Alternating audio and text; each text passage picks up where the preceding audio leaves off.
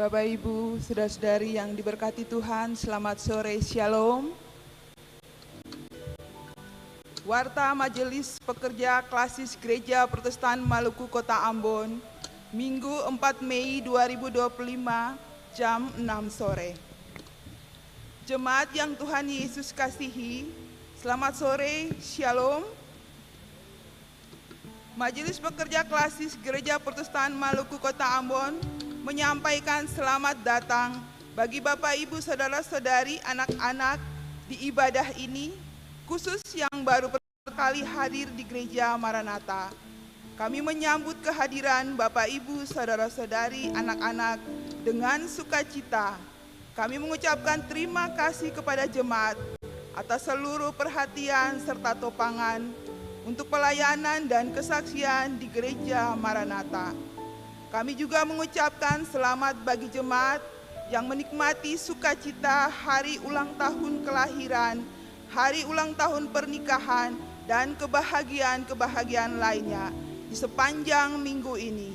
Doa kami, Tuhan Yesus senantiasa memberkati. Selanjutnya, kami mohon perhatian jemaat untuk informasi pelayanan sebagai berikut. Ibadah Pemuda Klasis Kota Ambon akan dilaksanakan pada hari Minggu 11 Mei 2025 jam 6 sore di Gedung Gereja Maranatha. Mohon kehadiran para pemuda dan pemudi dalam ibadah dimaksud. Penerimaan kolekta ibadah Minggu 27 April 2025 jam 9 pagi sebesar Rp11.127.000. Syukur sebesar Rp1.546.000. Persepuluhan sebesar Rp2.800.000 dan sarana fisik sebesar Rp616.000. Penerimaan kolekta ibadah Minggu 27 April 2025 jam 6 sore sebesar Rp8.032.000. Syukur sebesar Rp365.000. Persepuluhan sebesar Rp2.150.000 dan sarana fisik sebesar Rp579.000. Ibadah saat ini dilayani oleh Pendeta S. Sahulata dengan menggunakan tata ibadah minggu pertama. Majelis jemaat yang bertugas dalam ibadah di saat ini, Majelis Jemaat GPM Ebenezer. Pembacaan Alkitab dari kitab Amos pasal 5, ayat 7 hingga ayatnya yang ke-13. Yang mengisi pujian dalam ibadah di saat ini, Saudari Stella Kaya dan Saudara Gideon Bevers. Lagu prosesi masuk para pelayan, nyanyian Kidung Jemaat nomor 20 bait 1 dan baitnya yang keempat. Lagu untuk jabat tangan dari nyanyian Kidung Jemaat nomor 346. Jemaat setelah ibadah ini akan dilakukan jabat tangan dengan para pelayan di pintu keluar. Karena itu, mohon jemaat menunggu para pelayan mengambil posisi di pintu keluar, baru jemaat menyusul. Demikian warta Majelis Jemaat Pekerja Klasis Gereja Protestan Maluku Kota Ambon. Atas perhatian kami ucapkan terima kasih. Selamat memaknai persekutuan dengan Tuhan dan sesama di ibadah minggu pertama saat ini. Tuhan Yesus memberkati. Shalom. Ambon 4 Mei 2025, Majelis Pekerja Klasis Gereja Protestan Maluku Kota Ambon, Pendeta R.A. Rikumahu MTH, Ketua, Pendeta M. Takaria MSI, Sekretaris.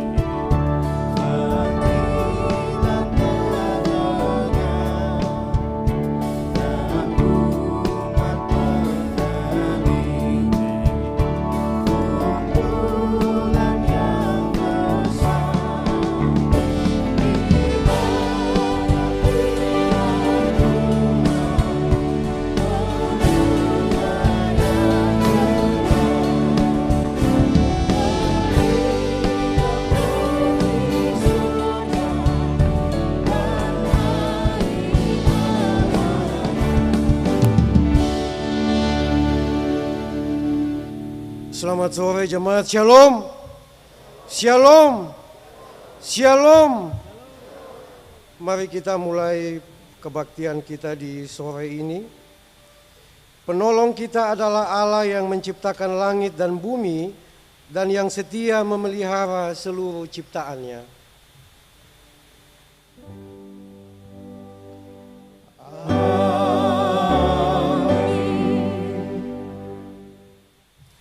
Kasih karunia dan damai sejahtera dari Tuhan Yesus Kristus menyertai jemaat.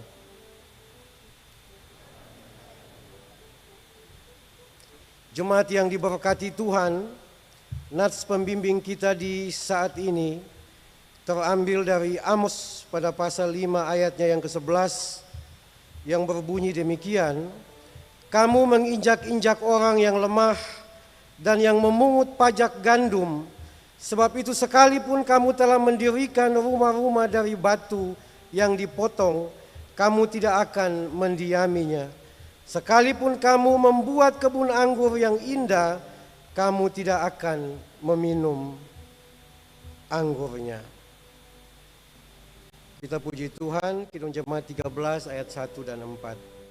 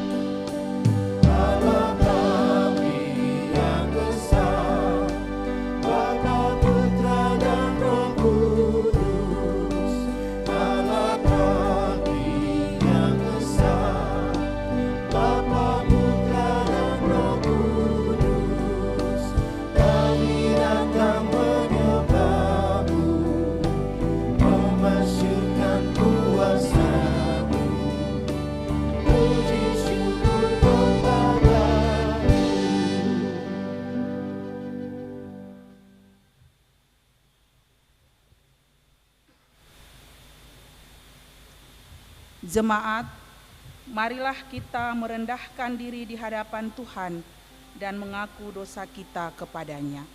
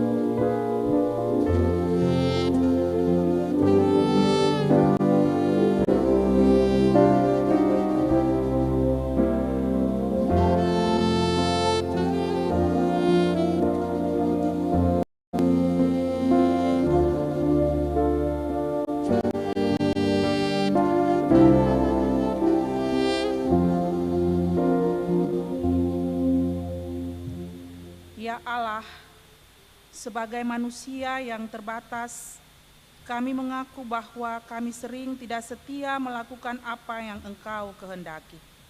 Kami cenderung mengandalkan kekuatan diri kami sendiri daripada mengandalkan Tuhan. Jiwa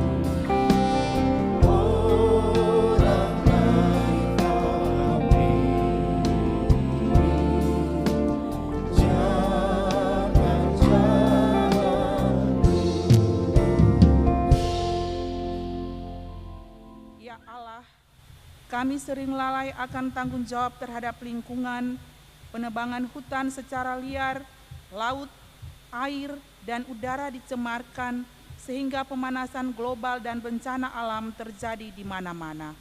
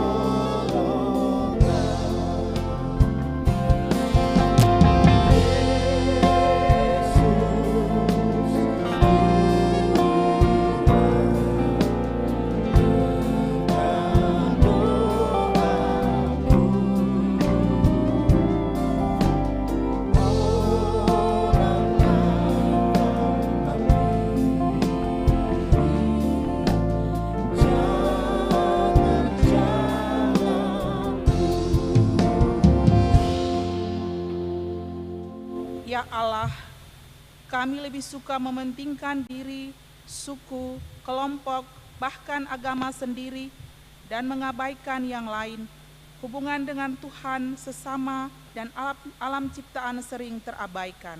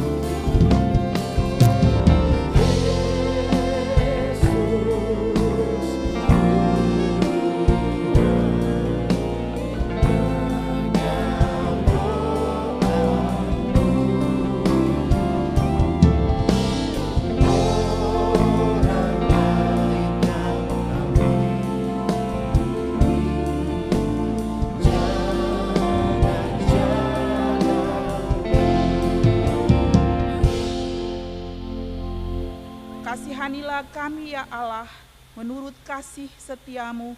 Hapuskanlah pelanggaran kami menurut rahmat-Mu yang besar. Bersihkanlah kami seluruhnya dari kesalahan, dan tahirkanlah kami dari dosa.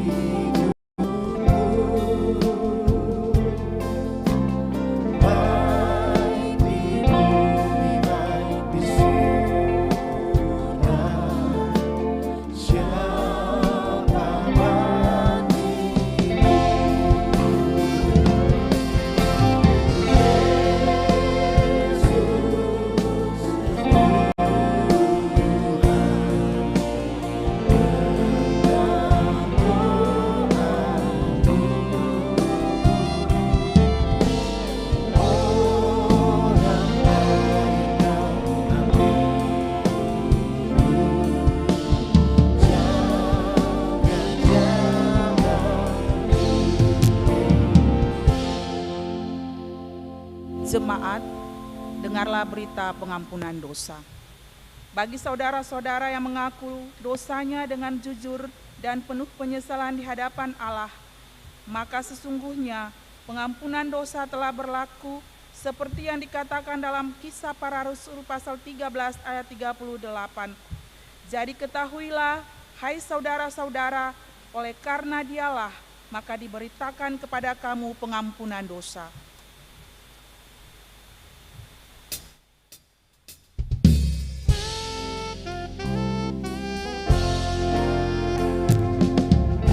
Salib Yesus di kayu kayu,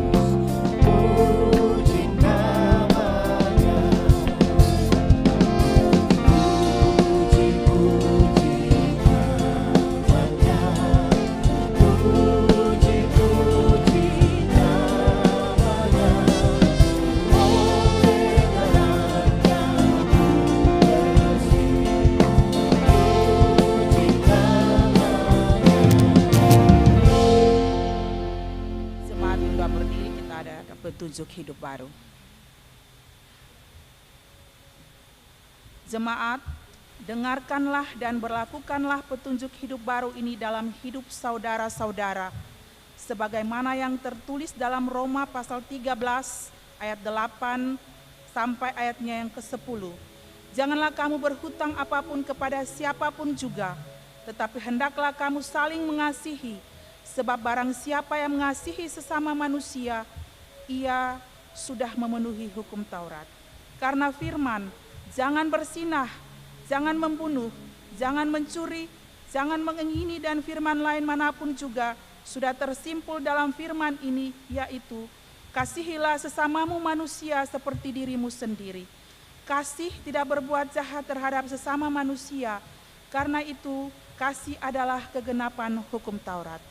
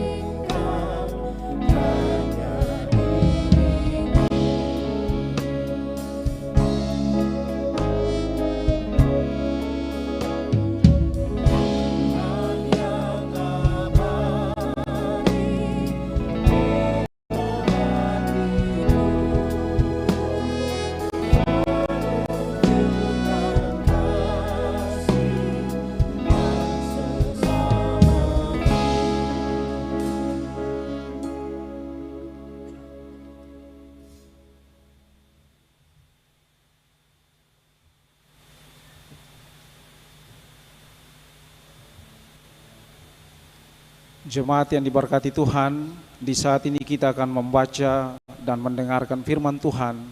Namun sebelumnya mari kita berdoa. Ya Tuhan, mampukanlah kami dengan Roh Kudus, agar kami dapat membaca Alkitab, memahami dan melaksanakan kehendak-Mu melalui pemberitaan firman. Amin.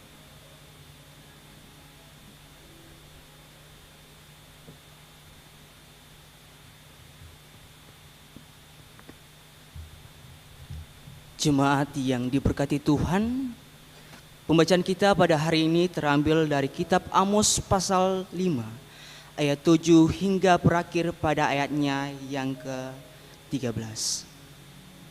Beginilah bunyi firman Tuhan, melawan perkosaan keadilan. Hai kamu yang mengubah keadilan menjadi ipuh dan yang mengempaskan kebenaran ke tanah. Dia yang telah membuat bintang kartika dan bintang belantik, yang mengubah kekelaman menjadi pagi, dan yang membuat siang gelap seperti malam. Dia yang memanggil air laut dan mencurahkannya ke atas permukaan bumi. Tuhan itulah namanya. Dia yang menimpakan kebinasaan atas yang kuat, sehingga kebinasaan datang atas tempat yang berkubu. Mereka benci kepada yang memberi teguran di pintu gerbang, dan mereka keji kepada yang berkata dengan tulus.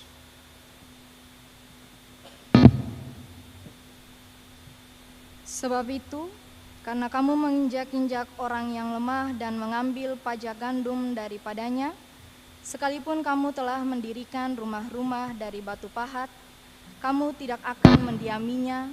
Sekalipun kamu telah membuat kebun anggur yang indah, kamu tidak akan minum anggurnya. Sebab aku tahu bahwa perbuatanmu yang jahat banyak dan dosamu berjumlah besar.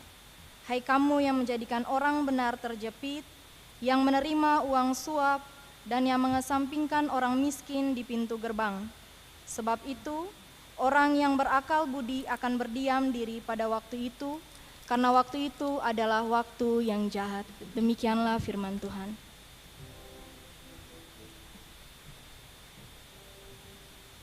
Tetapi hendaklah kamu menjadi pelaku firman dan bukan hanya pendengar saja. Sebab jika tidak demikian, kamu menipu diri sendiri.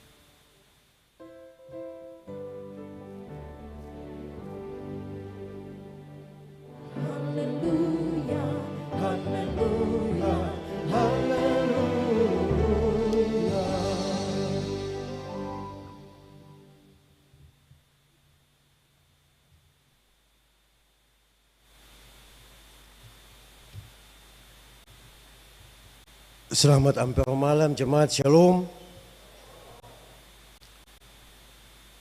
Hari ini beta berdiri di sini dengan tiada rasa gentar dan penuh hormat ya di mimbar Gereja Pusat Maranatha ini untuk yang pertama kali.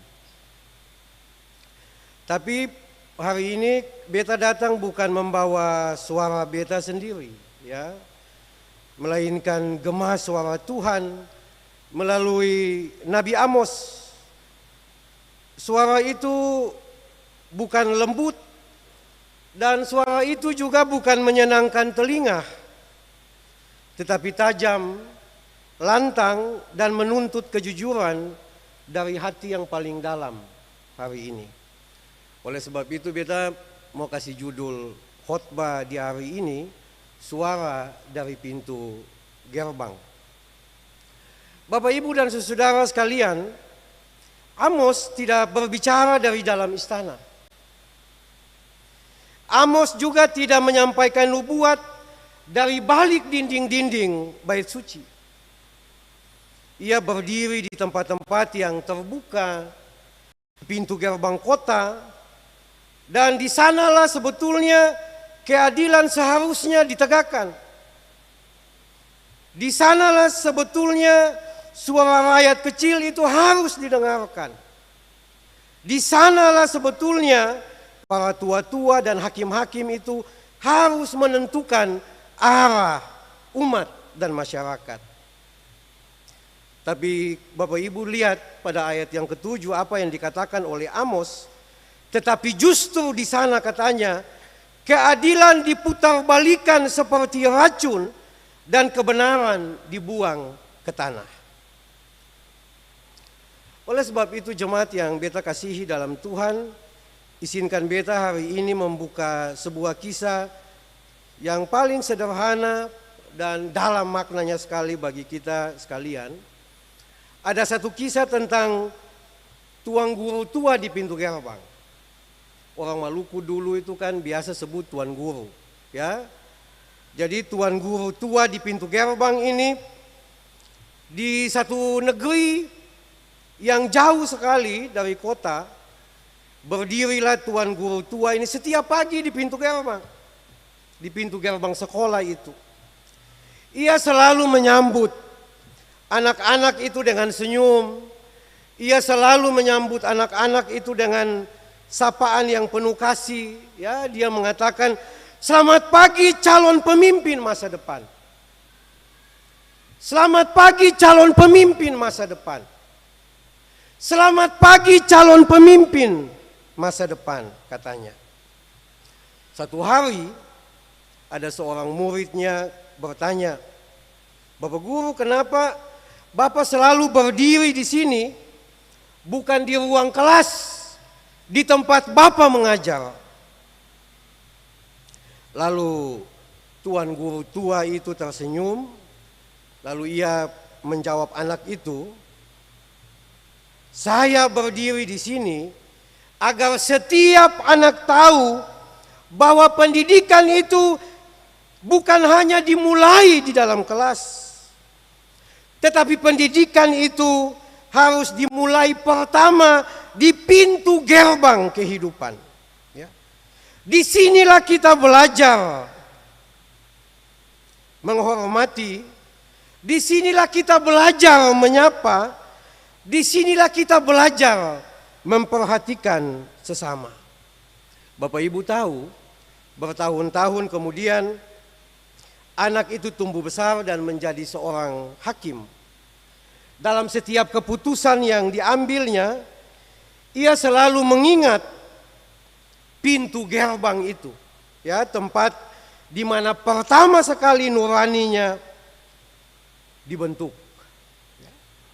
Oleh sebab itu jemaat yang beta kasihi, dari cerita ini, ya, anak itu sadar bahwa pendidikan sejati bukan hanya soal isi kepala. Beta ulang sekali lagi, pendidikan sejati itu bukan soal isi kepala, tapi pendidikan sejati itu soal isi hati, jemaat. Pendidikan sejati itu soal isi hati, jemaat. Hati yang terdidik akan menjadi terang di ruang-ruang gelap kehidupan kita saat ini. Oleh sebab itu, jemaat yang saya kasihi di dalam Tuhan Yesus, hari ini beta mau sampaikan ada 3 dosa, ya, dosa yang dikritik oleh Nabi Amos. Nabi Amos itu berbicara, jemaat, di mana masyarakat itu sebetulnya sudah mengalami kemajuan ekonomi. Stabilitas politiknya juga sudah baik. Tetapi di balik kemewahan dan liturgi yang religius dan yang ramai itu, Tuhan melihat ada kebusukan moral yang merajalela di sana. Ya. Oleh sebab itu dalam Amos 5 ayat 7 sampai 13 kita melihat 3 bentuk dosa sosial yang nyata yang dikritik oleh Amos. Yang pertama, penyimpangan keadilan pada ayat yang ke-7. Dikatakan di situ, hai kamu yang mengubah keadilan menjadi racun pahit dan yang melepaskan kebenaran di tanah. Ya, ini beta baca teks terjemahan baru, ya, TB2. Jadi Bapak Ibu dan saudara sekalian, hakim yang seharusnya menjadi pelindung bagi mereka yang lemah justru dijadikan sebagai alat untuk menindas. Para hakim bisa dibeli, suara kebenaran justru dibungkam, dan kebenaran berubah menjadi kepalsuan yang justru legal.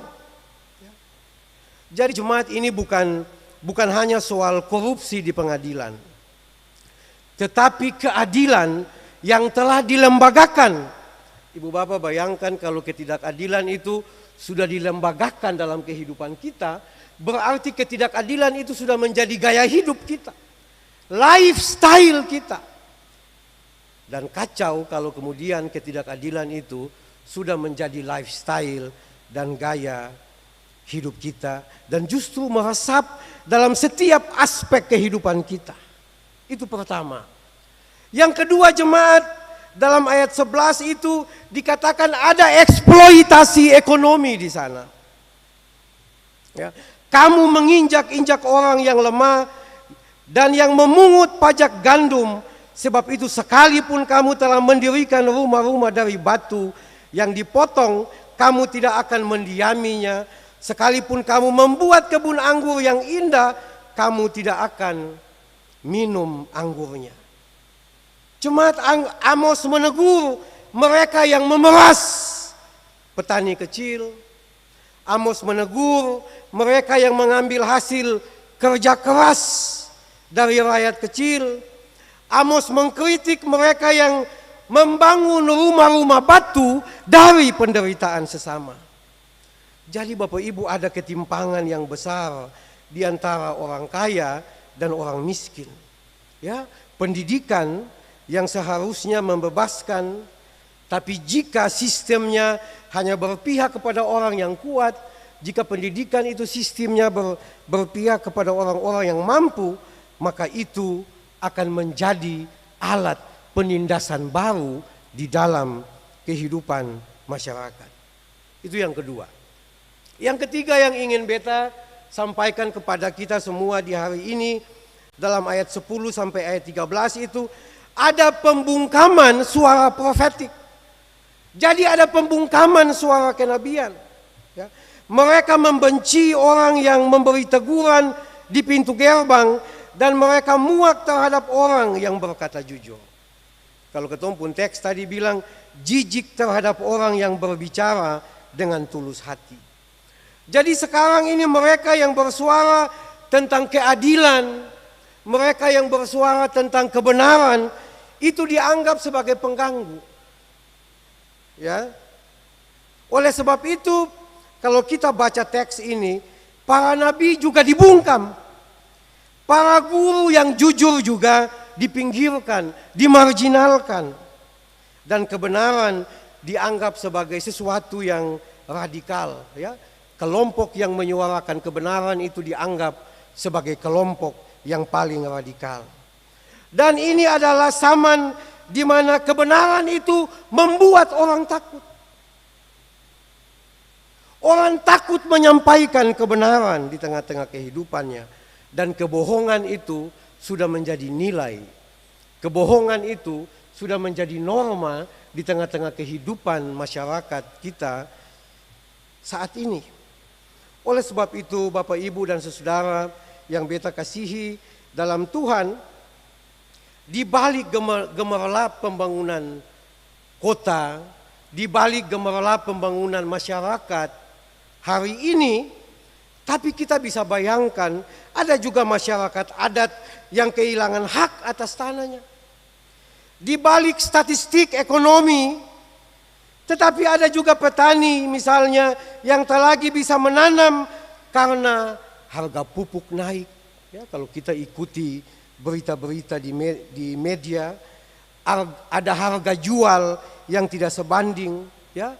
Dan justru di balik kurikulum pendidikan yang hari ini sangat spektakuler itu, ada guru-guru yang baik, ada guru-guru yang idealis, yang juga dibungkam karena terlalu jujur mengajar ketidakadilan di dalam kehidupan masyarakat saat ini. Dan jemaat, lebih ironisnya lagi sekarang ini, kita mengajar anak-anak tentang integritas. Kita mengajar anak-anak tentang komitmen di sekolah, tetapi kita sendiri sebaliknya memberikan contoh yang tidak baik di dalam kebijakan publik maupun di dalam percakapan kita sehari-hari di dalam kehidupan kita. Oleh sebab itu Bapak Ibu dan saudara, apa yang beta mau katakan kepada kita semua di hari ini sebagai implikasi teologis bagi kita sekalian sesuai tema kita di minggu ini, apa yang sebetulnya harus kita lakukan? Yang pertama jemaat, pendidikan itu harus dibentuk dari dalam hati nurani kita. Pendidikan sebagai pembentuk hati nurani kita. Oleh sebab itu sekarang ini, pendidikan itu tidak hanya mengajarkan rumus-rumus. Pendidikan itu tidak hanya mengajarkan definisi-definisi, tetapi ia harus menyalakan hati nurani. Bukan menyalahkan, bukan. Tapi menyalakan, harus bernyala. Hati nurani kita harus bernyala. Ya. Dan apa yang terjadi jemaat? Sebetulnya kita juga harus mengajarkan etika sejak dini di dalam kehidupan kita kepada generasi-generasi kita. Paling mudah sekali. Kita bisa gunakan kisah-kisah di dalam Alkitab misalnya. Ada cerita tentang Musa yang membela umatnya. Ada cerita juga tentang Yesus yang memulihkan orang-orang yang terbuang. Ya, sebagai narasi-narasi moral dalam pembentukan karakter generasi kita, dalam pembentukan karakter masyarakat dan umat kita saat ini. Bahkan banyak sekali cerita-cerita di Alkitab itu yang bisa kita jadikan sebagai ajaran dan pedoman moral bagi kita sekalian. Yang kedua yang ingin kita lakukan ke depan adalah beta harap guru-guru Kristen itu sudah harus menjadi nabi di ruang kelas. Katompung guru-guru Kristen itu sudah harus bisa menjadi nabi di ruang-ruang kelas. Jadi guru yang bukan hanya menyampaikan pelajaran, jadi guru yang bukan hanya menyampaikan pengajaran, tetapi menyuarakan suara hati Tuhan. Oleh sebab itu, beta harap jangan takut membahas soal ketidakadilan sosial, membahas soal ketimpangan sosial. Jangan takut membahas soal kesetaraan gender. Jangan takut membahas soal kelestarian ciptaan di dalam pendidikan kita. Ya, dan biarlah kelas itu menjadi ladang profetik di mana generasi-generasi baru dibentuk untuk menjadi lebih peka dan lebih peduli terhadap kehidupan kita saat ini. Yang ketiga, apa yang harus kita lakukan ke depan ini? Keluarga sebagai sekolah yang paling pertama. Bapak Ibu, hari ini kita harus mendidik anak-anak untuk adil, berlaku benar sejak dari dalam rumah. Latih mereka untuk membela yang lemah sejak dari dalam rumah. Latih mereka untuk mengajarkan keadilan sejak dari dalam rumah. Latih mereka untuk menjadi bagian dari budaya-budaya yang tidak saling menjatuhkan sejak dari dalam rumah. Dan apa yang kita mau katakan? Pintu gerbang keadilan itu dimulai di mana jemaat? Pintu gerbang keadilan itu harus dimulai di meja makan keluarga. Pintu gerbang keadilan itu harus dimulai di ruang tamu rumah tangga kita. Pintu gerbang keadilan itu harus mulai di dapur keluarga kita. Pintu gerbang keadilan itu harus dimulai di ruang tamu keluarga kita. Pintu gerbang keadilan itu harus dimulai di halaman rumah kita. Dibentuk dari dalam kehidupan keluarga kita sendiri. Supaya pintu gerbang keadilan itu dapat menata kehidupan jemaat, dapat menata kehidupan keluarga, dapat menata kehidupan rumah tangga kita secara bersama-sama. Yang berikut Bapak Ibu dan saudara, gereja ini sendiri harus menjadi komunitas yang profetik. Ya, sekarang ini beta rasa banyak orang bicara tentang suara kenabian, tapi tidak banyak orang yang punya nyali kenabian. Oleh sebab itu, kalau hari ini kita berteriak, bersuara kenabian, orang-orang Kristen juga harus punya nyali kenabian. Bukan sekedar suara kenabian. Oleh sebab itu, gereja hari ini, jemaat-jemaat kita hari ini, ya, jangan hanya bicara tentang surga, tetapi juga tentang tanah tempat kita berpijak. Anak-anak muda yang banyak di sini, ya, saya lihat banyak anak muda di sini, bangun forum diskusi. Di jemaat-jemaat itu kita bangun kelas etika Kristen di dalam kehidupan jemaat. Kita bangun kelompok-kelompok belajar Alkitab yang membahas tentang isu-isu yang nyata di dalam kehidupan kita, di dalam kehidupan masyarakat, di dalam kehidupan jemaat. Dan gereja, kalau beta bilang gereja di sini bukan gereja sebagai lembaga saja, tapi saya dan ibu bapak kita semua adalah gereja. Gereja yang membisu di tengah ketidakadilan adalah gereja yang sedang menyia-nyiakan mandat profetiknya sebagai gereja. Dan kalau saya dan bapak ibu sekalian, ya, tidak bersuara tentang keadilan, kita sementara menyia-nyiakan mandat profetik kita sebagai gereja. Yang berikut Bapak Ibu dan saudara sekalian, saya rasa kita juga berani menjadi minoritas yang bernurani. Ya, di tengah bangsa yang besar seperti Indonesia ini, suara keadilan itu seringkali sepi. Ya, tetapi suara hati nurani tidak akan pernah sia-sia. Seperti tuang guru tua di pintu gerbang itu. Berdirilah dengan teguh walau kita sendiri. Pendidikan sejati itu selalu menanamkan keberanian untuk membela yang benar. Meski kita pada satu titik harus melawan arus.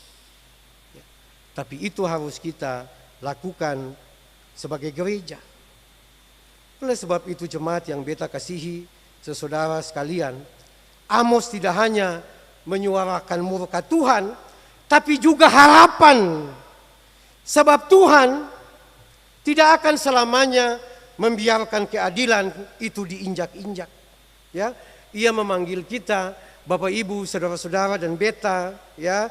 Ia memanggil gerejanya, Ia memanggil guru-gurunya, Ia memanggil keluarga-keluarganya, Ia memanggil kita semua untuk berdiri di pintu gerbang zaman ini. Mungkin suara kita kecil, mungkin langkah kita semua lambat, tapi seperti tuang guru tua yang berdiri setiap pagi di pintu gerbang, kita semua dipanggil untuk setia. Seperti tuang guru tua di pintu gerbang, kita semua dipanggil untuk membuka jalan bagi generasi yang adil, bagi generasi yang rendah hati, dan generasi yang takut akan Tuhan. Jemaat, pendidikan adalah pintu gerbang itu. Mari kita berdiri di sana dan jangan pernah lelah menyambut masa depan dengan hati yang menyala karena terang firman Tuhan. Mari kita menjadi suara yang tidak padam, suara dari pintu gerbang, suara dari hati Tuhan. Tuhan berkati ketong semua. Shalom.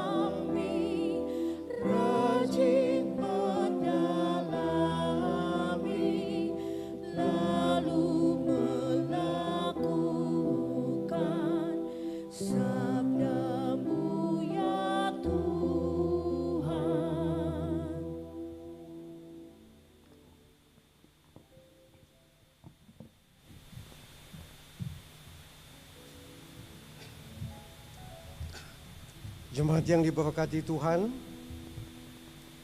bersama seluruh orang percaya di segala abad dan tempat dan sepanjang sejarah kehidupan ini, kita mengikrarkan pengakuan iman rasuli kita secara bersama demikian.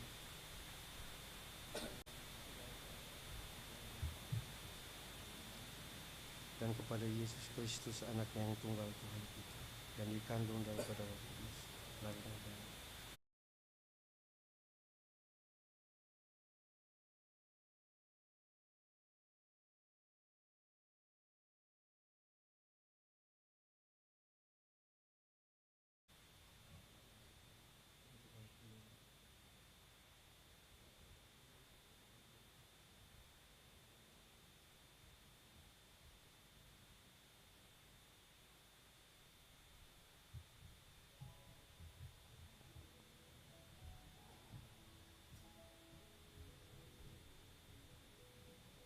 Beta mengundang solois Nona Stella Kaya untuk memuji Tuhan dengan kidung pujian.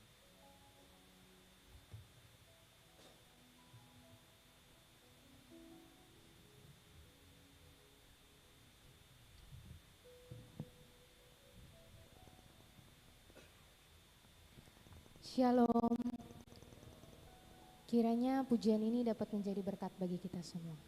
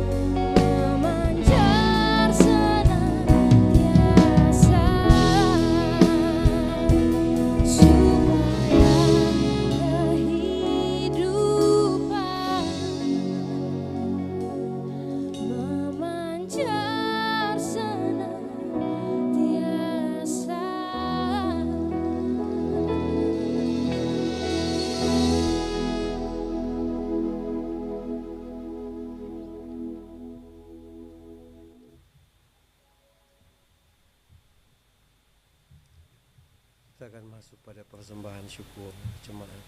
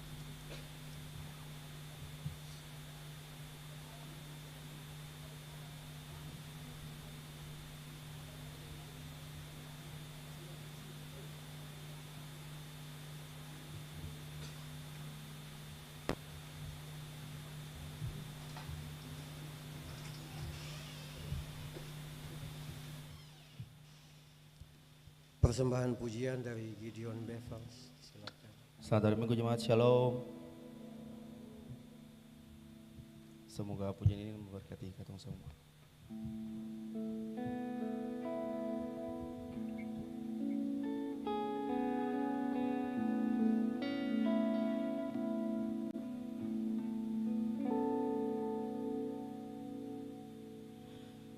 Yesus, kau kebenaran yang menyelamatkanku. Kau memberikanku hidup dan pengharapan.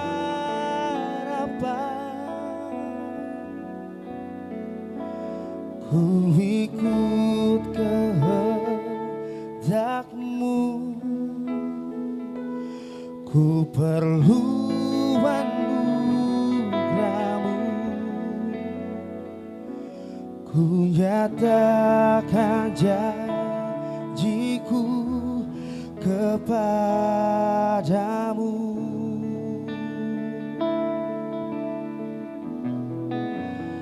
Kalau ku hidup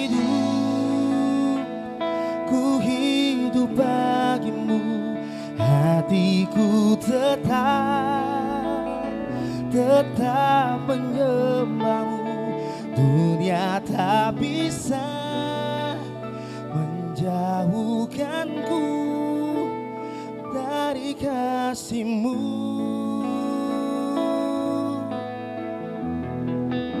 Selama ku hidup bagimu, mataku tetap memandangmu.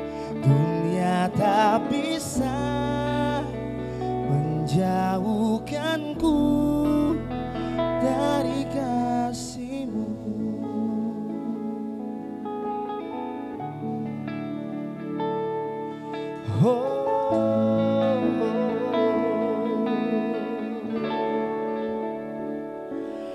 Yesus, kau kebenaran yang menyelamatkanku. Kau memberikanku hidup dan pengharapan.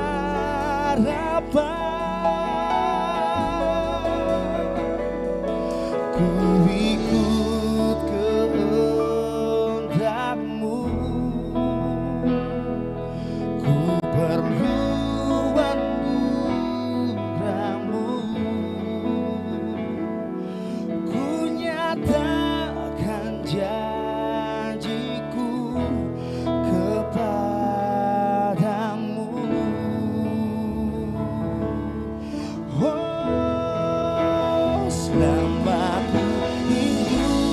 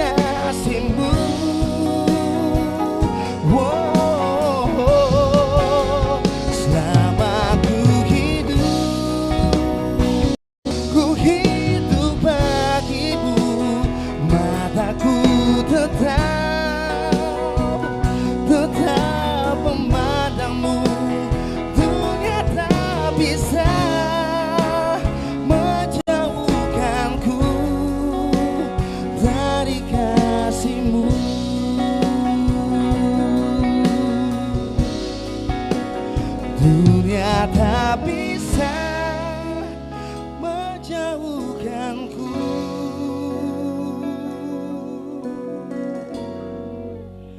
dari kasih-Mu,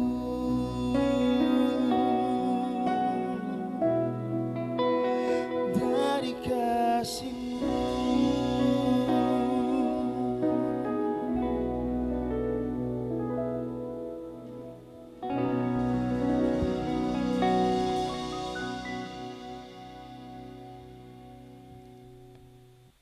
Jemaat sekalian, kita akan berdoa syafaat. Akhir dari doa ini kita mengucapkan doa kami secara bersama-sama.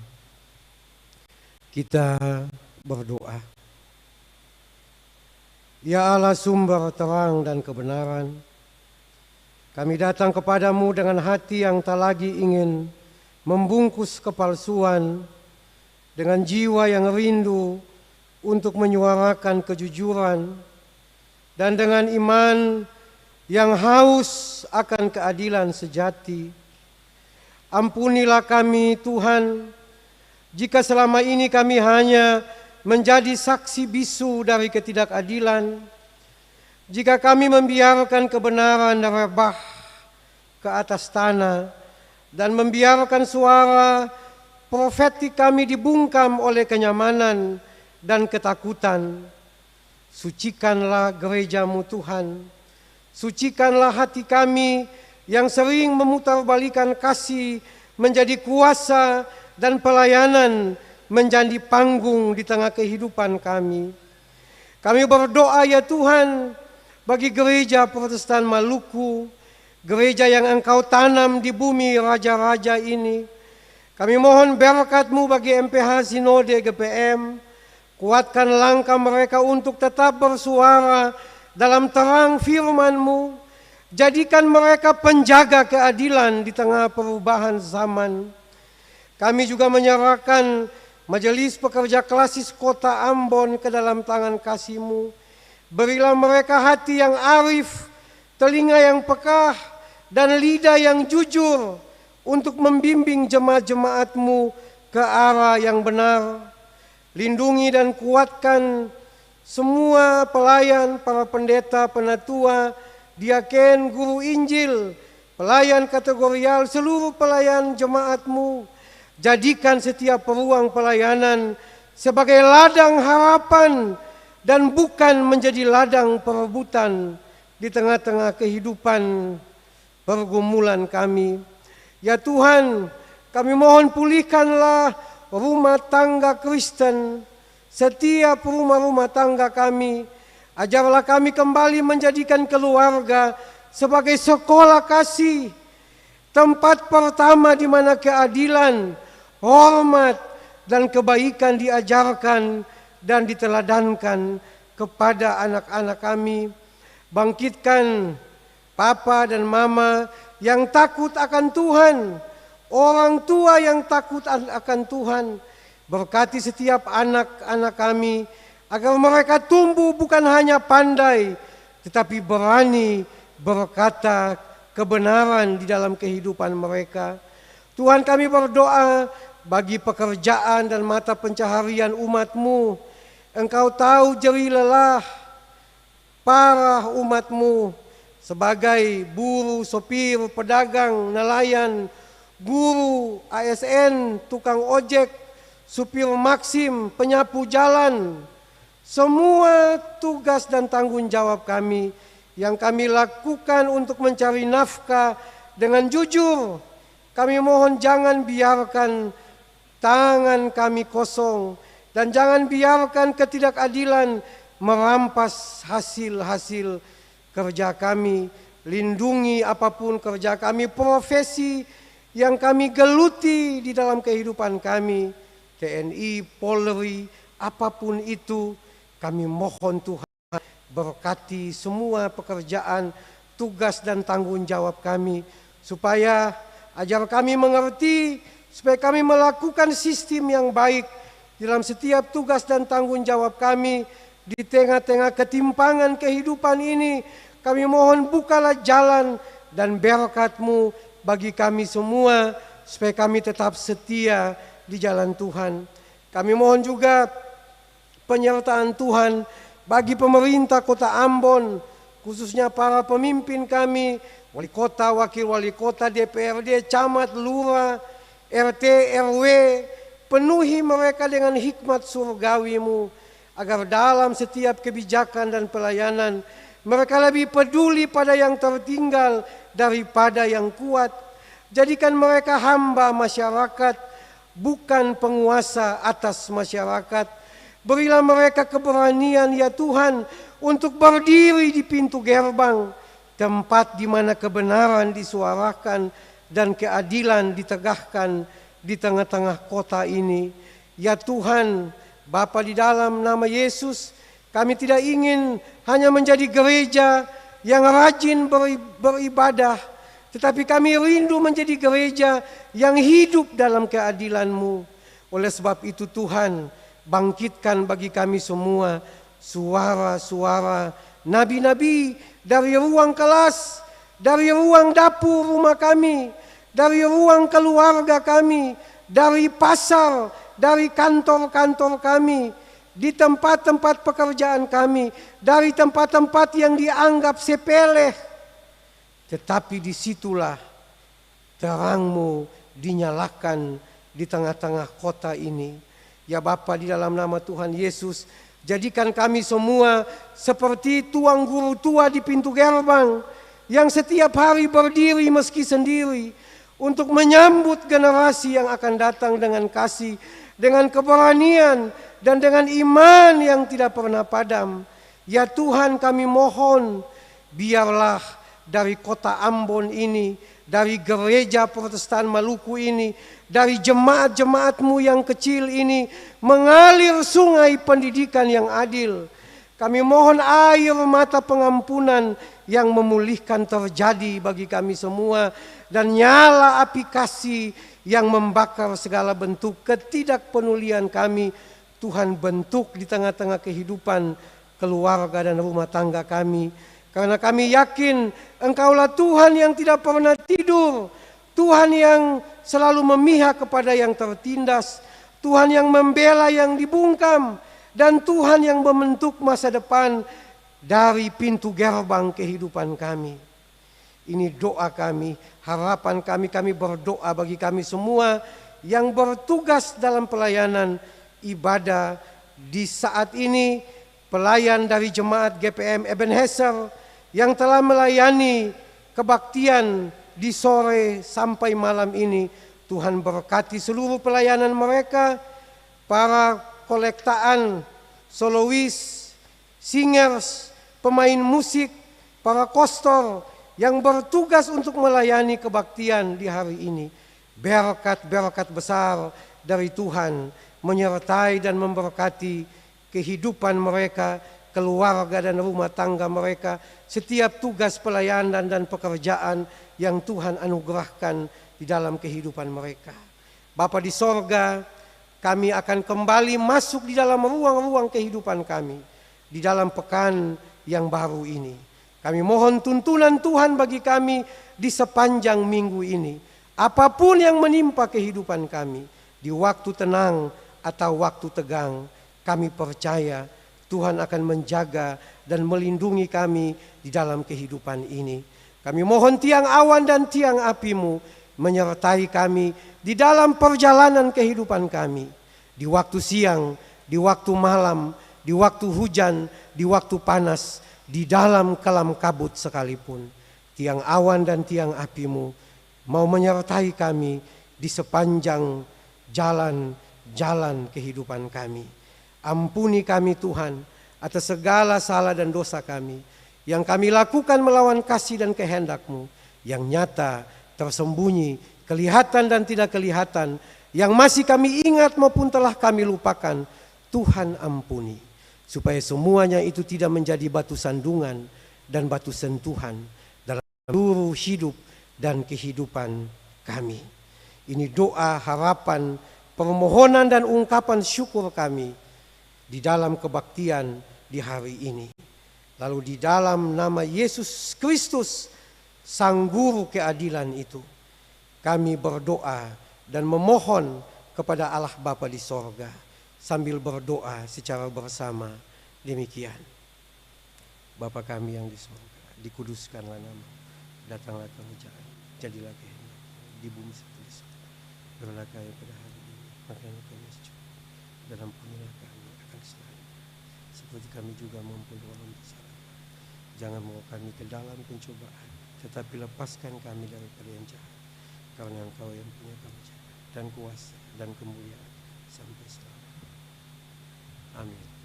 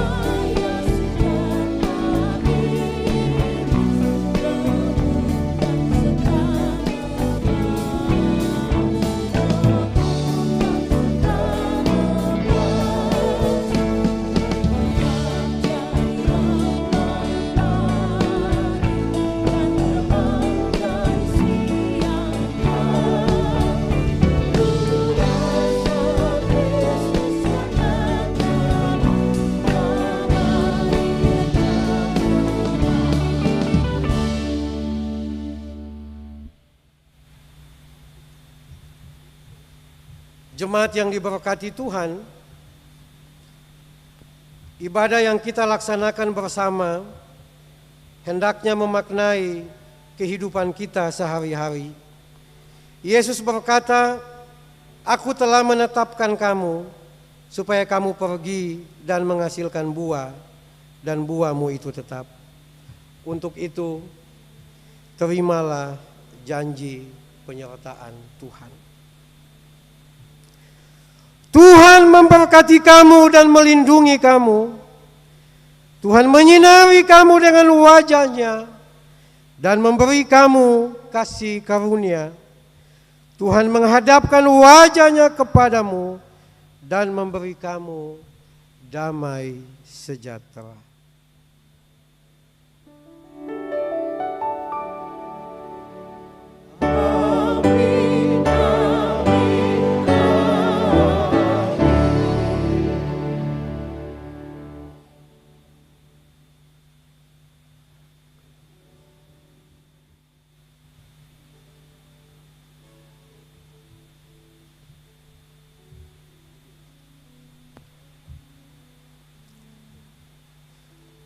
Selamat hari Minggu jemaat. Tuhan menyertai kita sekalian. Shalom. Shalom. Shalom.